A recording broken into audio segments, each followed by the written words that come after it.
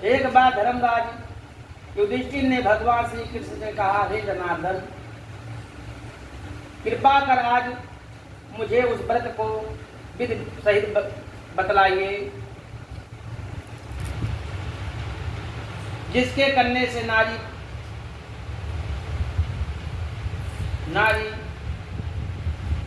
अनेक पापों से मुक्त होकर अनेक यज्ञों का पूर्ण फल प्राप्त कर अंत में भगवान विष्णु आदि देवताओं के लोक में निवास करती है। मुझे इस कथा के विषय में विस्तार से समझाइए। तब भगवान श्री कृष्ण बोले, हे धर्मराज, भाद्रपद शुक्ल पक्ष की पंचमी को व्रत को ऋषि पंचमी व्रत कहते हैं। इस व्रत के करने से स्त्री रजस्वला दोष से मुक्त होती है, अर्थात रजस्वला स्त्री से जाने अनजाने में अनेकों त्रुटियां हो जाती हैं।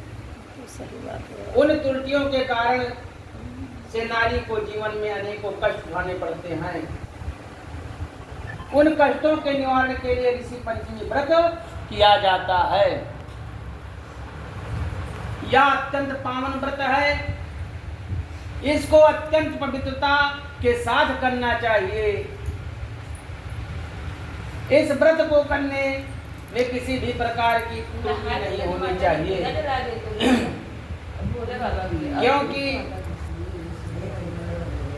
क्योंकि जब देवराज इंद्र ने वृत्तासुर राक्षस को मारा था तब उन्हें ब्रह्म हत्या का पाप लगा था। उस समय ब्रह्म हत्या के 4 भाग, एक भाग स्त्री के रज में, दूसरा नदी के फेन में, तीसरा पर्वतों में, चौथा अग्नि की प्रथम ज्वाला में विभक्त किया गया था। इससे हर वर्ण जात की नारी रजस्वला होने से पहले चंडालनी हर वर्ण की नारी जो है कर सकती है। हर जात की नारी रजस्वला के होने से पहले दिन चंडालनी, दूसरे दिन ब्रह्मघातिनी, तीसरे दिन धोबनी के समान दोषी मानी जाती है। इससे उन दिनों में किसी भी वस्तु को छूना मना होता है।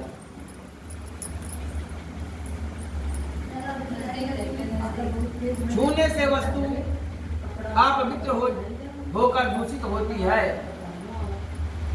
इस ऋषि पंचमी को करने से वह दोष मुक्त होकर मोक्ष को प्राप्त होती है तथा पवित्र हो जाती है।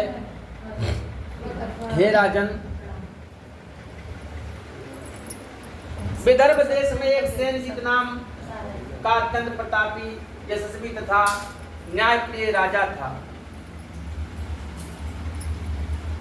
सेनजीत नाम का जो विदर्भ देश में एक राजा रहता था। उसी के राज में एक सुमित्र नाम का विद्वान ब्राह्मण था। उसकी पत्नी, जिसका नाम जयश्री था, ऋषि कार्य में अचानक रजस्वला धर्म को प्राप्त हो गई। वह समयानुसार भोजन आदि प्रत्येक वस्त्र को छूती रही, कोई विचार नहीं किया। इस प्रकार समय पूरा होने पर दोनों पति पत्नी की मृत्यु हो गई। मरने के बाद पूर्व जन्म में ब्राह्मणी को कुतिया का जन्म मिला। जो ब्राह्मणी रही वह कुतिया का जन्म पाई तथा ब्राह्मण को बैल का जन्म मिला। अपने तप के प्रभाव से दोनों अपने पूर्व जन्म की पूरी बातों का स्मरण था। वह दोनों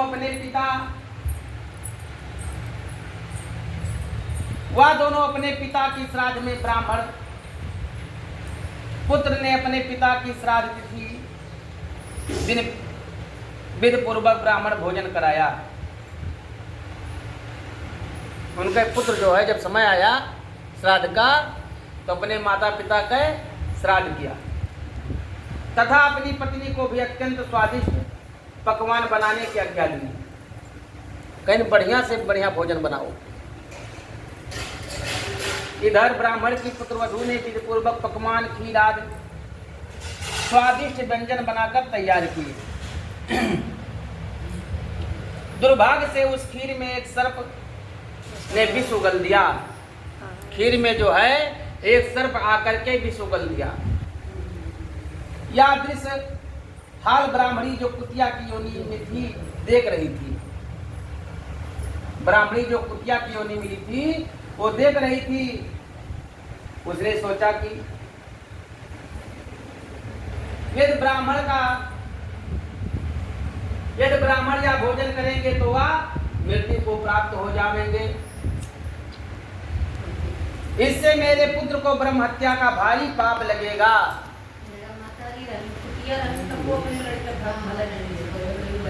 इस प्रकार से सोचकर अपनी पुत्र वधू की दृष्टि बचाकर उस कुतिया ने खीर को जूठा कर दिया। तब बहू ने उस कुतिया को कोठरी में बंद करके इतना मारा कि उसकी कमर तोड़ दी। खीर फेंक कर दोबारा खीर बना ली। फिर श्राद्ध कर ब्राह्मणों को विधिवत भोजन कराया। फिर दोबारा खीर बनाया। उसके बाद में जो है ब्राह्मणों को भोजन कराया। रात को कुतिया ने अपने पूर्व पति बैल को जाकर जो भी दिन में उस पर बीती थी सुना दी।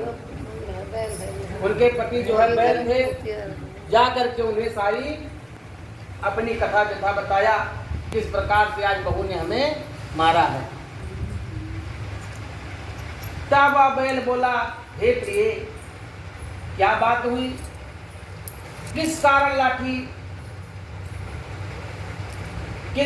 लाठी मारकर तुम्हारी कमर तोड़ दी? वह सारी कथा मुझे विस्तार से बताओ।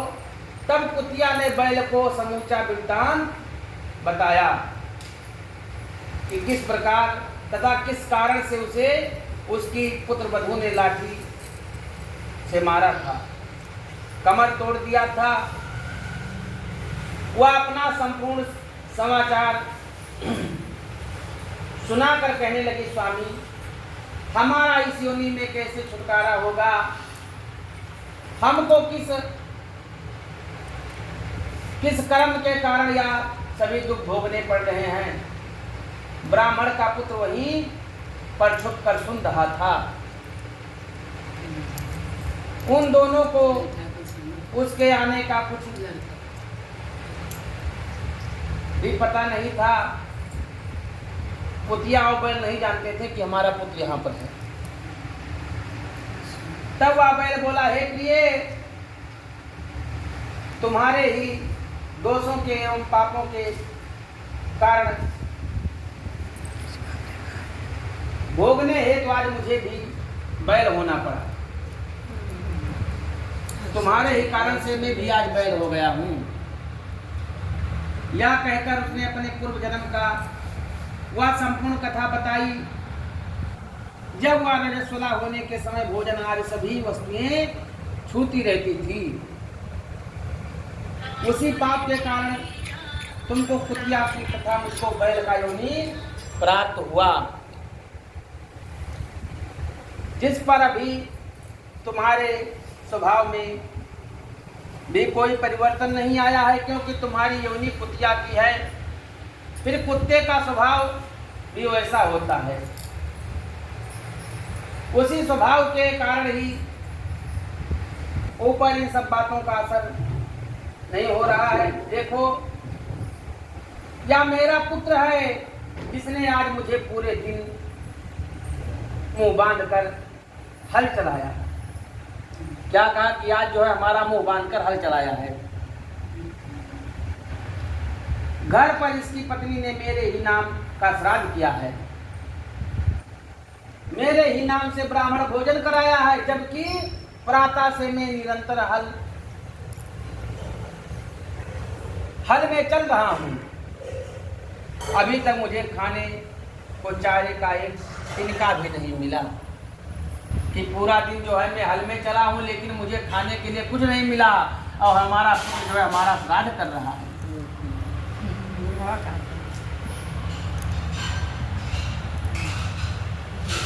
यह सब तुम्हारे ही दुष्कर्म का ही प्रभाव है। उन दोनों की पूरी बात सुनकर ब्राह्मण पुत्र को घोर कष्ट हुआ। वहां से आकर उन बैल एवं कुतिया की दोनों माता पिता को भोजन देकर वह अत्यंत दुखी मन से चला गया। भटकते भटकते वहां एक ऋषि के आश्रम पर पहुंचा। वहां उसने कुछ समय बिताया। एक दिन अवसर जानकर ऋषियों से पूछा, हे दयालु, मेरे माता पिता कुतिया तथा बैल की योनि भोग रहे हैं, वह इस योनि से किस प्रकार मुक्त होंगे? कृपा करके मुझे कोई उपाय बताइए, जिससे कि मेरे माता पिता को मोक्ष की प्राप्ति हो जावे। तब ऋषि बोले, पुत्र, तुमको यह सब कैसे ज्ञात हुआ? ऋषि कहेंगे, बताइए तुमको कैसे पता चला कि हमारे माता पिता बैल और कुतिया हैं? तब उस ब्राह्मण पुत्र ने उन ऋषि को वह सारी कथा जो बैल रूप में अपने माता पिता द्वारा सुनी थी बताई। यह भी बताया कि इस योनि में भोगने में मेरे माता जी अधिक दोषी हैं। उन्हीं के पिछले दुष्कर्मों के कारण पिता को भी बैल योनि भोगनी पड़ रही है, तथा अब वह दोनों मेरे घर पर हैं। हे ईश्वर, कृपा करके ऐसा कोई उपाय बतावें जिससे मेरे माता पिता का यह योनि छूट जावे तथा उनके संपूर्ण दोष नष्ट हो जावे। ऋषि बोले, पुत्र, तुम धन्य हो। इस संसार में ऐसे पुत्र कम ही पाए जाते हैं जो अपने माता पिता के सुख चैन के विषय में सोचें। नहीं तो उन्हें तो अपनी तथा अपनी पत्नी व संतान की चिंता रहती है। तुमने अपने माता पिता की मृतात्मा की मुक्ति हेतु सोचकर हमको सचेत किया है। हे पुत्र, सुनो, पूर्व जन्म में तुम्हारे माता पिता ऋषि मुनियों की निरंतर सेवा में रहा करते थे। तुम्हारी माता जब रजोधर्म में थी तब वह ऋषि सेवा कार्य करती थी। उस समय उसके द्वारा छुए जाने वाला प्रत्येक वस्तु दूषित हो गई थी।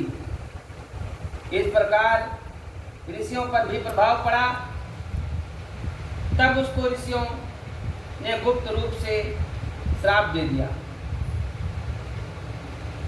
उसी से तुम्हारे पिता बैल तथा माता कुतिया का जन्म पाया है। अब इनके मोक्षार्थ तुम घर जाकर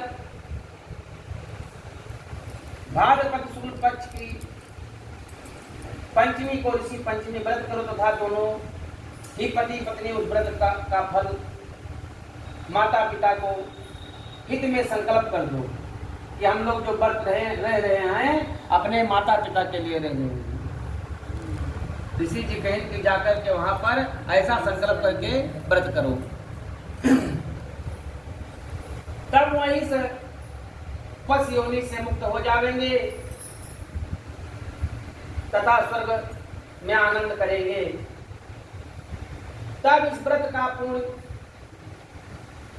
काल से तुम्हारे माता पिता के आशीर्वाद से तुम भी कृतार्थ हो जाओगे। तुम्हारा भी कार्य निष्फल नहीं होगा। अतः तुम यह कार्य दोनों प्राणी मिलकर श्रद्धा पूर्वक विधि विधान से करो।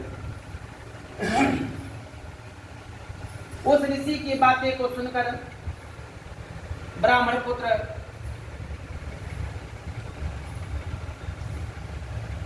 अपने घर पर आया तथा पत्नी को संपूर्ण समाचार बतलाया। पत्नी की सहमति से दोनों उस व्रत को भाद्रपद की शुक्ल पक्ष पंचमी को अत्यंत श्रद्धा पूर्वक विधि पूर्वक किया तथा पंडित को बुलाकर उस व्रत के फल एवं संकल्प अपने माता पिता के लिए किया, जिसके प्रभाव से वह दोनों ही अपनी पशु योनि से मुक्त हुए तथा विमान द्वारा देवलोक में प्रस्थान कर गए।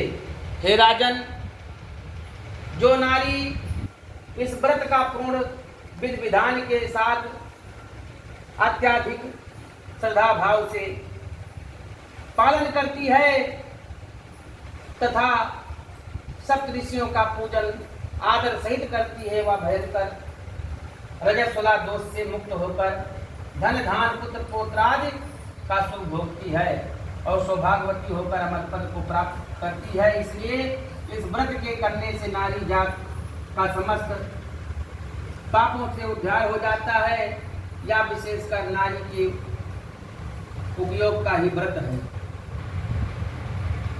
पितरात्मा तुष्टि हेतु दंपति भी इस व्रत को कर सकते हैं, पति पत्नी दोनों लोग भी कर सकते हैं। जो फल अनेकों अनेक तीर्थों को करने से प्राप्त नहीं होता है, युधिष्ठिर, इस व्रत का बड़ा ही महान फल मिलता है। बोलो श्री कृष्ण भगवान की जय। खत्म हो गया बाबू?